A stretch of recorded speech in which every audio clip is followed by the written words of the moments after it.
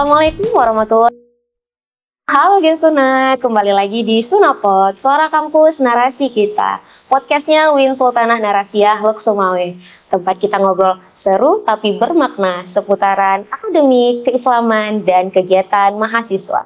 Siap-siap karena suara kampus akan mengudara dari Aceh untuk dunia. Hadir bersama saya salah satu guru besar UIN Sultanah Narasiyah Loksumawe, Bapak Zulfikar Ali Bukro. Assalamualaikum. Selamat datang Bapak. Beliau juga sekarang menjabat sebagai Direktur Pasca Sarjana UIN Sultanah Narasiyah Loksumawe. Langsung saja Bapak mungkin melihat fenomena sekarang. Kebetulan juga Bapak baru ditetapkan ya Pak sebagai guru besar di bidang pendidikan agama Islam. Tepatnya di ilmu pendidikan Islam. Ilmu pendidikan Islam ya Pak ya. Melihat fenomena sekarang Pak dengan adanya guru virtual, hal informasi yang menyebar, bagaimana pengaruhnya pada bagaimana tantangan Pak, tantangan dan peluang pendidikan Islam di pendidikan sekarang Pak? Baik. Transformasi digital hari ini tidak bisa kita pungkiri ya, karena memang ini merupakan sebuah perkembangan zaman. Maka dalam nuansa seperti ini kita tidak bisa menyalahkan transformasi digital tersebut. Tetapi bagaimana kita menyikapinya dalam nuansa pendidikan, wabil khususnya di pendidikan Islam. Perubahan dari paradigma manual kepada digitalisasi adalah merupakan sebuah perkembangan zaman yang perlu kita sikapi bersama. Namun bukan untuk disalahkan dan bukan dikambing hitamkan. Namun sebaliknya bahwa perubahan atau transformasi digital ini adalah kita manfaatkan untuk perkembangan kita di masa yang akan datang. Terkadang kita memikirkan bahwa efek negatif daripada perkembangan digital itu. Namun sebenarnya efek positif itu yang harus kita ungkap jauh lebih dalam. Misalnya dalam dunia pendidikan Islam itu ada 3 ranah yang perlu dikembangkan. Ranah pertama adalah kognitif, afektif, dan psikomotor. Kalau ranah kognitif, mungkin kita bisa memanfaatkan digitalisasi hari ini. Misalnya lahirnya platform baru, baik itu Ruang Guru. Kalau kemarin di Dikti itu ada namanya Rumah Pendidikan, itu merupakan wadah untuk pengembangan ranah kognitif para siswa kita dan semuanya. Maka oleh karena itu, kita perlu memanfaatkan itu agar kompetensi keilmuan kita bisa berkembang dan bisa didapat dimanapun kita berada. Namun jangan kita lupakan bahwa ada dua ranah yang perlu dikembangkan dan itu tidak bisa diperoleh dari perkembangan teknologi. Kenapa demikian? Karena yang kedua tadi adalah ranah afektif dan ranah psikomotor. Dua ranah ini tidak bisa kita peroleh dari platform yang hari ini lahir di dunia pendidikan.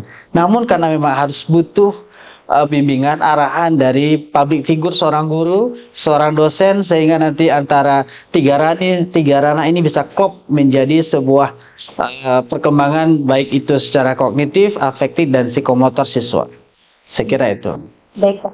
Apakah itu tadi kan ada 3 ranah ini Pak ya, ranah kognitif, psikomotorik, dan afektif. Nah, tadi ada 2 ranah apakah ini juga termasuk masuk ke dalam sistem kurikulum Pak? Atau itu dengan era digital tadi yang kognitif masuknya digital, apakah itu mempengaruhi kurikulum, pengembangan kurikulum sekarang Bapak? Ya, tentunya perkembangan kurikulum, pemutahiran kurikulum tetap akhir daripada proses tersebut adalah 3 ranah ini. Artinya bahwa apapun kurikulum, perkembangan kurikulum apapun yang terjadi, 3 ranah ini menjadi output akhir dari sebuah perjalanan yang namanya kurikulum. Untuk afektif dan psikomotor, memang ia bisa lahir dari intrakurikulernya dan juga bisa lahir dari ekstrakurikuler. Namun juga disisip dalam kurikulum yang namanya intrakurikulum, maka dua nilai ini, afektif dan psikomotorik ini, seiring dia dapat diperoleh atau dapat diintegrasikan dalam pembelajaran. Selain itu, selain di dalam proses pembelajaran di kelas, dia juga bisa dapat diperoleh dari luar kelas, baik dari ekstrakurikulum yang ada di sekolah maupun pokok kurikulum yang ada di sekolah. Khususnya untuk ilmu pendidikan Islamnya gimana Pak? Ya. Kaitannya? Ya benar. Jadi kita merujuk ke ilmu pendidikan Islam ya, karena kita ada 3 sumber utama dalam pendidikan Islam. Yang pertama di Al-Quran sebagai dalil nakli kita, dan hadis sebagai yang kedua daripada dasar pendidikan Islam, dan terakhir adalah di pemikir-pemikir atau filosof pendidikan Islam. Maka tidak berbeda hal sebenarnya apa yang dicanangkan dalam dunia pendidikan secara umum. Namun memang pendidikan Islam memiliki spesifikasi untuk ranah, di mana Allah menyampaikan ini dalam sebuah firman-Nya, "Wa ma khalaqtul jinna wal insa illa liya'budun." Tidaklah aku ciptakan jin dan manusia itu adalah untuk menyembah. Apapun pendidikan, apapun proses, apapun yang diperoleh kita sebagai manusia yang dalam notabene-nya adalah peserta pendidikan, output akhir yang ingin dicapai adalah bisa mengabdikan diri kepada Allah Subhanahu wa Ta'ala. Jadi apapun titel kita, apapun profesi kita, baik kita itu masih dalam proses pendidikan maupun kita sudah sukses, output dari ilmu pendidikan akhir itu adalah kita bisa mengabdikan diri kepada Allah Subhanahu wa Ta'ala. Baik Pak. Ini agak menarik sih Pak ya, membahas kurikulum dan pendidikan Islam. Namun lebih ini agak sedikit duniawi mungkin Pak, lebih ke bagaimana kurikulum tersebut, contohnya saja jenjang karir. Banyak perusahaan kita itu kadang-kadang bekerja tidak sesuai dengan pendidikannya. Gitu. Nah, bagaimana kurikulum itu dalam proses lulusan itu Pak? Ya baik, seperti yang kita ketahui secara teoritis bahwa pemutahiran kurikulum, pembaharuan kurikulum itu dilakukan 4 tahun sekali, dan itu bukan hal yang sudah harus dilakukan, karena memang sesuai dengan perkembangan zaman, tuntutan masyarakat, termasuk dunia kerja. Ya kita ketahui bahwa kurikulum itu kan perjalanan. Nah, perjalanan misalnya kita pergi ke Banda Aceh, apa yang kita butuhkan ke Banda Aceh, maka harus disesuaikan. Kalau kita masih mencari bensin hari ini, mungkin kita tidak akan ketemu kan? Maka kita harus cari pertalit atau biosolar atau pertalit. Nah, kurikulum itu adalah perjalanan. Maka dalam dunia pendidikan, dalam sebuah instansi pendidikan, harus memang melihat kebutuhan pasar, harus memang melihat kebutuhan masyarakat. Jadi kita dalam menjalankan pendidikan ini tidak serta-merta kita jalan sendiri, tetapi juga harus melihat kebutuhan pasar. Maka oleh karena itu pemutahiran kurikulum 4 tahunan itu sangat dibutuhkan. Kenapa? Karena memang kita harus menyesuaikan kebutuhan perkembangan zaman dengan materi yang kita berikan dan pengalaman belajar yang kita berikan baik kepada siswa maupun kepada mahasiswa. Kalau kita salah jalan, maka bisa saja nanti alumni kita tidak akan bisa dipakai oleh masyarakat. Oleh karena itu harus sesuai dengan perkembangan zaman. Maka kurikulum, konten maupun pengalaman belajar yang dimiliki oleh siswa dan mahasiswa itu memang harus sesuai dengan kebutuhan zaman. Walaupun nanti ketika di lapangan pasti adalah 1 dan 2 memang di luar daripada kompetensi dia. Tapi itu lumrah. Kenapa? Nasib orang kan berbeda-beda. Kemudian ketika beliau mungkin ada connecting, ada partner kerja atau lain sebagainya, bisa saja pengalaman itu belum sesuai mungkin dengan latar belakang pendidikan dia, tapi dia bisa menjadi belajar seperti yang di dalam teori pendidikan itu disebut dengan andragogi. Andragogi itu adalah belajar dari pengalaman, belajar dari orang sekitar. Jadi secara akademik dia bidangnya misalnya teknik, tapi karena dia belajar autodidak dan andragogik dia lakukan, sehingga dia bisa mendalami walaupun dia bukan latar belakang pendidikan itu. Saya kira ya adalah 1 atau 2, 3 orang yang bekerja mungkin bukan di bidangnya. Baik Pak, tadi agak menarik pengalaman belajar Pak ya, pengalaman belajar di di proses belajar sama pengalaman belajar di ketika kita sudah masuk ke dunia kerja, gitu ya Pak. Andragogi di sini ini pengalaman belajar di dalam ruang kelas Pak. Ya, kalau andragogi itu cenderung di luar. Kenapa? Misalnya saya kebetulan punya teman di bengkel. Tapi saya tidak ada latar belakang teknik, tidak ada latar belakang untuk perbengkelan. Tapi karena saya berteman dengan beliau, saya melihat bagaimana gerak-geriknya, bagaimana beliau membuka baut dan lain sebagainya, mengganti oli. Nah, dengan pengalaman andragogi itu saya belajar, karena saya juga sudah ya terhitung memahami apa yang saya lihat. Jadi saya terbiasa dan mau mengerjakan. Nah, lambat laun itu kan jadi profesional. Kenapa? Karena pengalaman belajar di lapangan tadi. Gitu. Baik.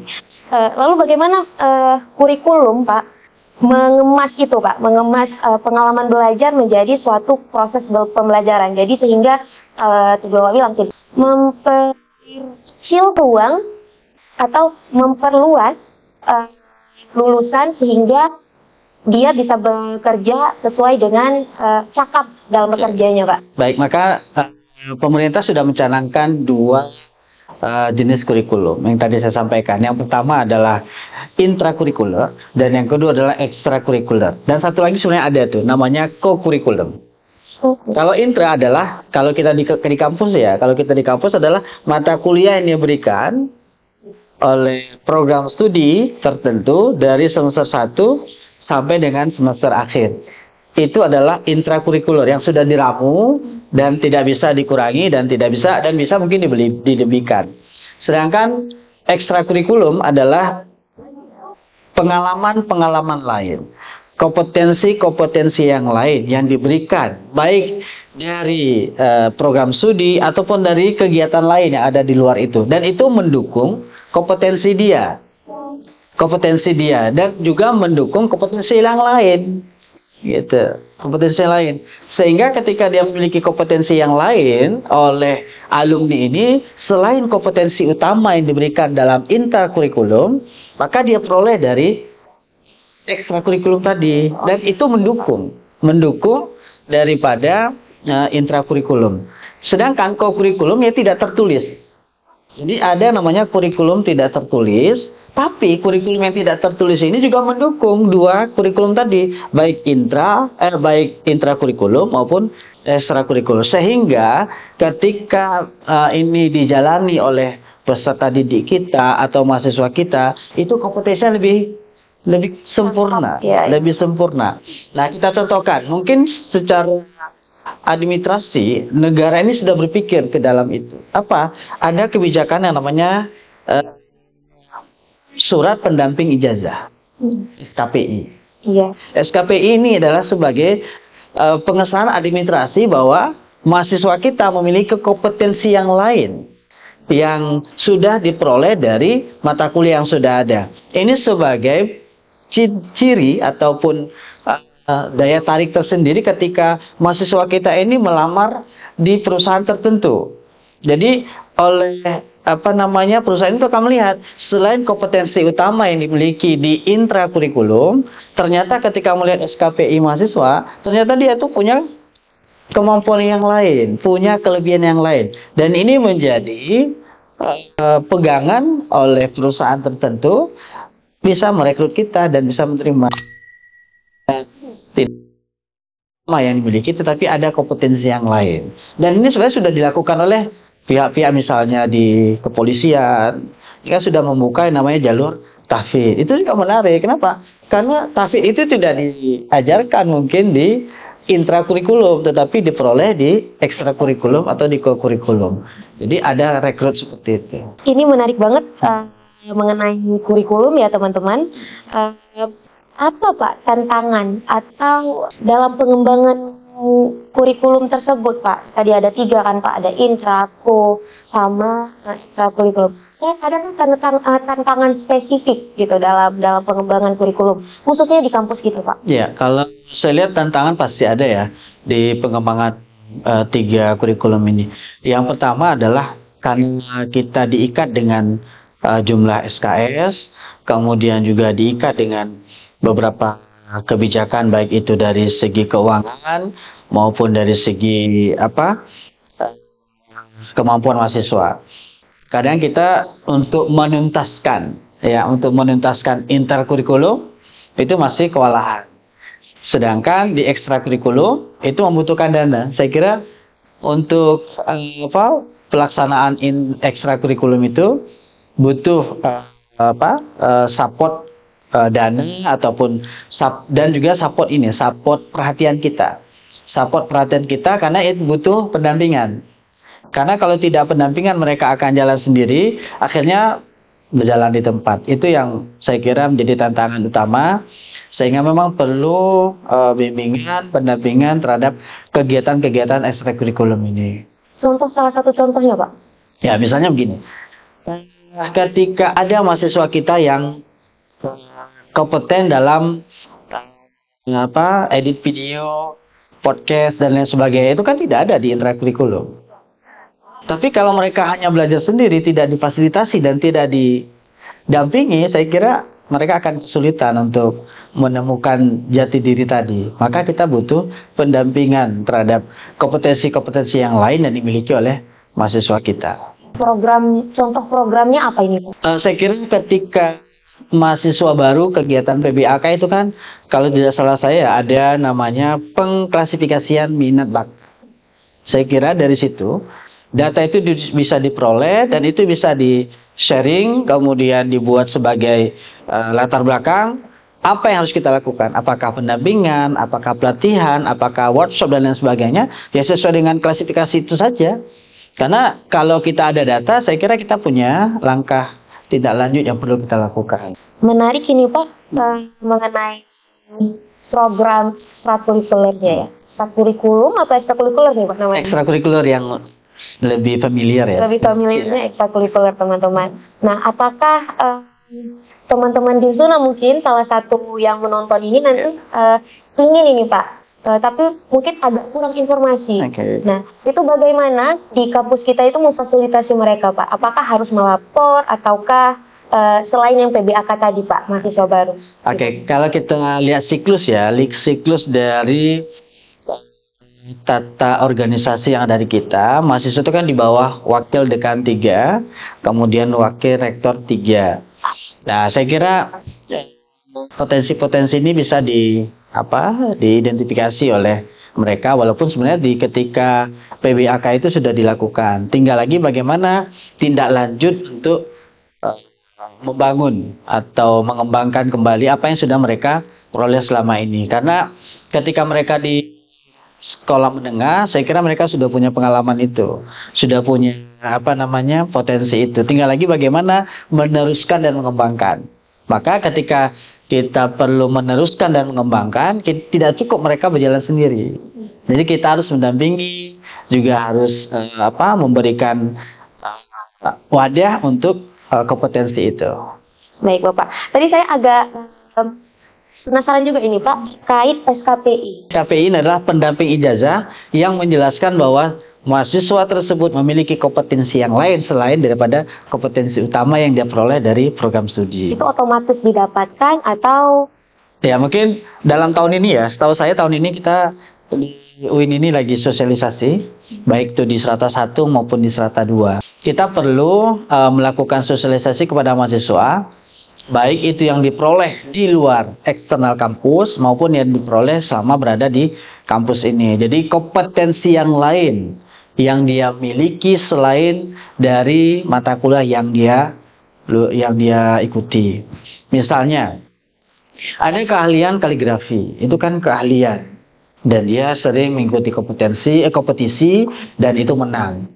Nah, menang atau tidak menang, tapi ada surat yang menerangkan bahwa dia itu mahir dalam kaligrafi. Jadi nanti dia tinggal melampirkan apakah ijazah ataupun keterangan dia mahir dalam kaligrafi, dan itu nanti diidentifikasi dan nanti menjadi indikator daripada SKPI itu.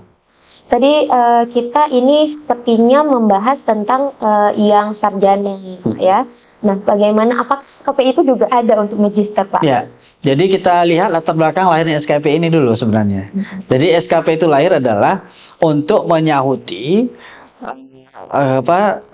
kebutuhan alumni kita ketika ditanya oleh pengguna, selain kompetensi utama sebenarnya apa kompetensi yang lain. Maka perlu dijelaskan di SKPI ini. Nah, di S2 memang kalau kita lihat klasifikasi hari ini yang kuliah di S2 itu 70% itu sudah bekerja. Namun yang belum kerja ini kan perlu, ya, Iya Pak. perlu juga. Sehingga memang di program sarjana Strata 2 dan Strata 3 kita tetap melakukan sosialisasi. Bisa saja mereka butuh dan bisa saja mereka membutuhkan itu dalam pengembangan karir di satuan kerjanya masing-masing gitu. Ya. Baik Bapak. Pak, mungkin bisa kita pause dulu sebentar Pak.